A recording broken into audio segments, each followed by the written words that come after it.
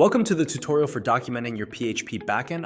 I have a small Laravel project here that I just cooked up, and we're going to see how we're going to document this project with Frumle. The first thing you need to do is to go to your Frumle dashboard.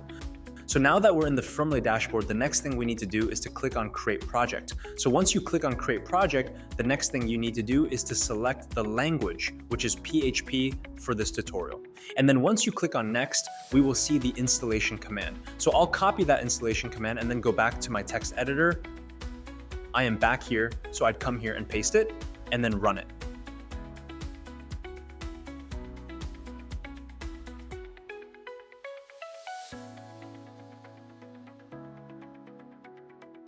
Okay, now that it has installed successfully, the next step is to go back to the dashboard, click on Next, then copy the API key. So this particular code is going to be used, connect the dashboard directly to this code base.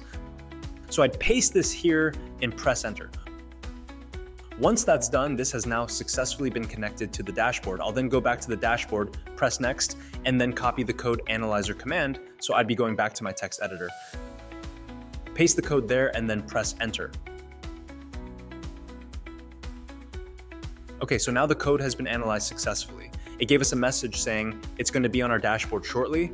So we'll come back when the Laravel project appears on our dashboard. So as you can see here, the Laravel project has appeared here with 36 files and 24 endpoints.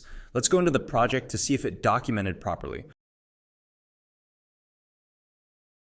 Okay, so as you can see here, the endpoint has been documented properly. 24 endpoints are available here.